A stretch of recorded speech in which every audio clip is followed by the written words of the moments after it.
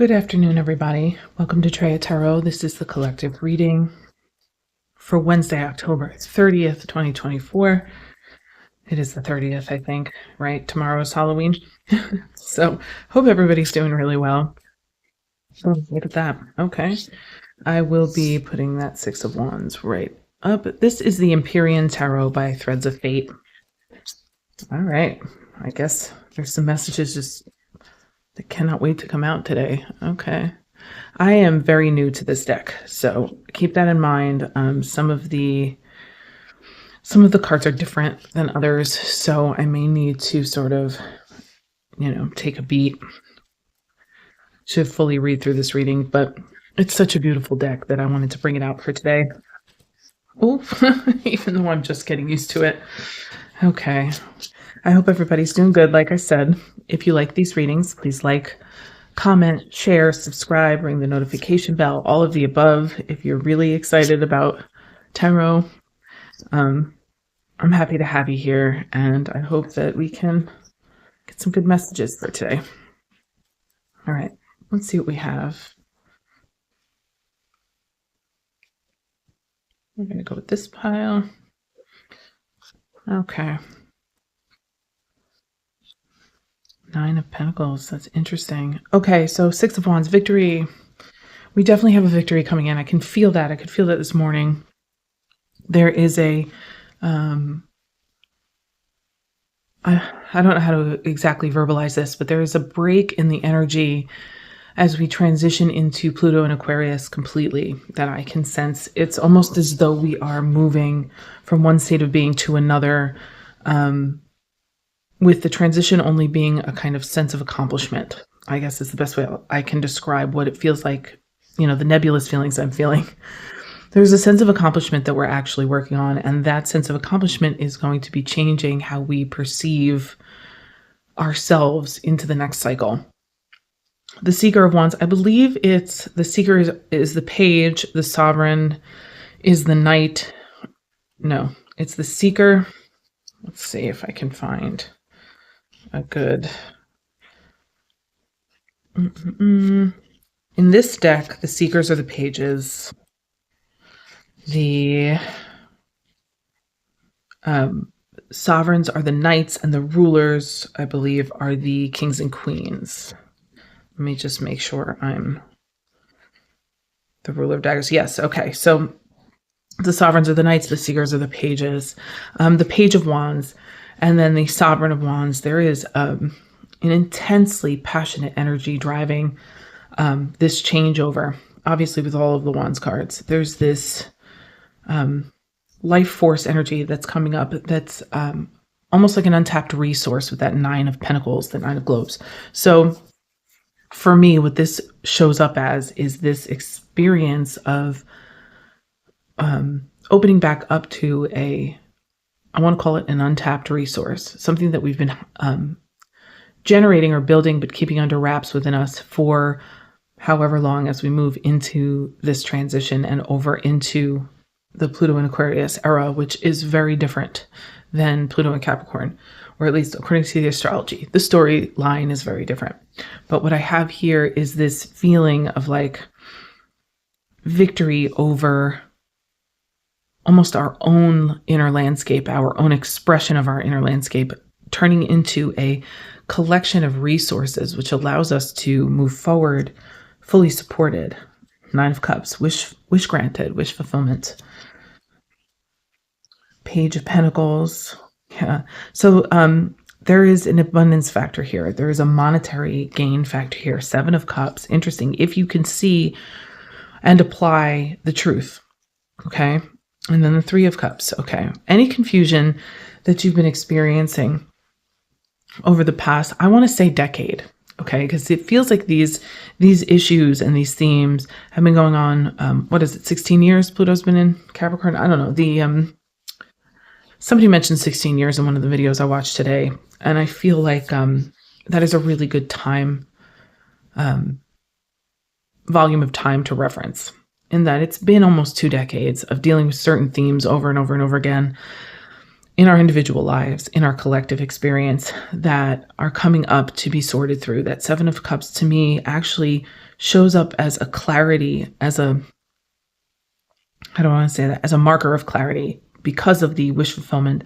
And then that Page of Pentacles, which is the way in which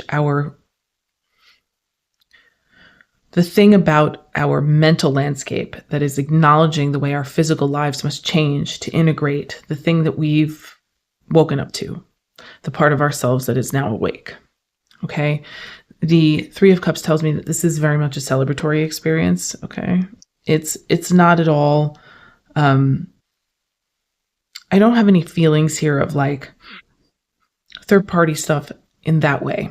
This almost feels like the card of collective initiation. Like this is my signal that this is a collective experience. So there will be people around you that are also experiencing this movement and this shift. Seven of Wands. Okay. Let's see. Eight of Swords.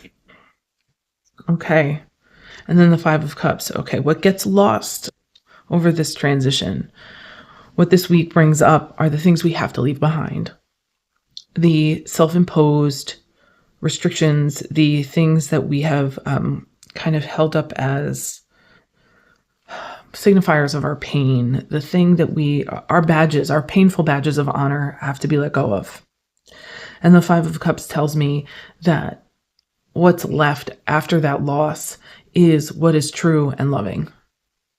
And so I say it this way, because that basis, your foundation of those first 8 cards are completely positive in that they are all about passionate purpose and creativity and moving towards our internal resources as a self-expression vehicle, that wish fulfillment, all of that.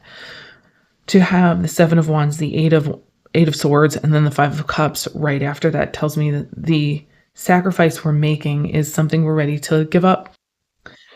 In an effort to have this new way of being, this new experience, you are being asked to let go of the thing that you might have over-identified with that was incredibly victimizing, painful, or difficult. The Lovers making the choice, but also partnership, the Fool taking the leap. And the Sovereign of Cups, Knight of Cups.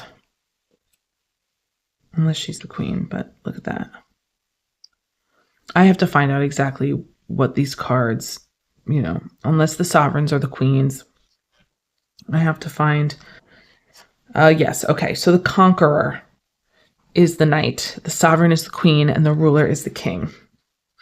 All right, so the Conquerors are the Knights. So I will go back to say that this Sovereign of Wands is that Queen of Wands, and then that Queen of Cups. So again, with the Queen energy, the basic theme still applies, I would say, but the inclusion of the Queen instead of the Knight shows that there's an achievement instead of a movement towards.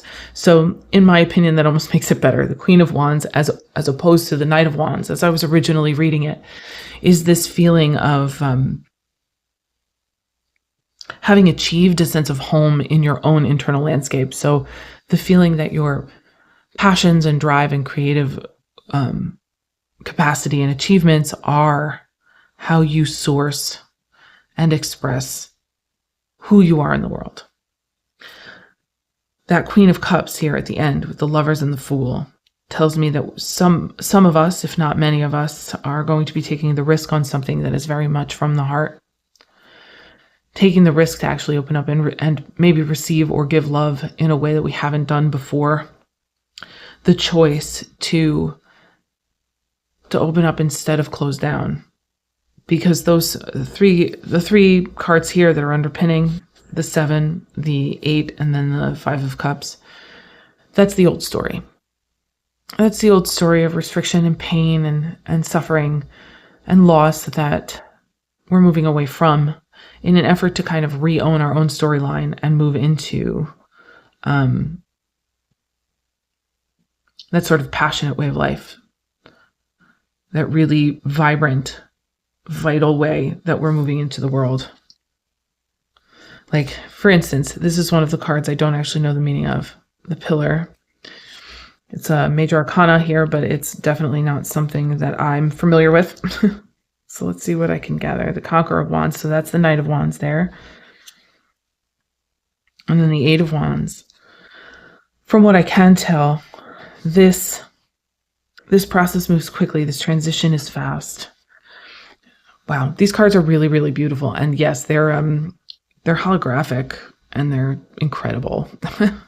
The pillar tells me that there is some sort of divine intervention here, because even the image itself here of the head in the clouds, there's something to be said for the imagination and the manifestational capacity that we are as physical embodied beings. I mean, we are literally channels.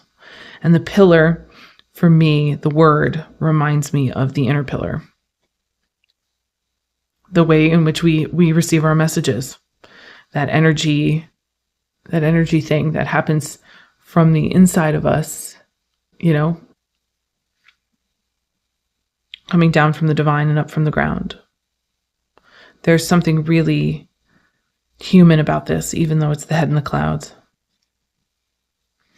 But I imagine this is us acting as channel, taking the steps towards that sense of fulfillment and moving very quickly forward as soon as we've gotten the information that we need.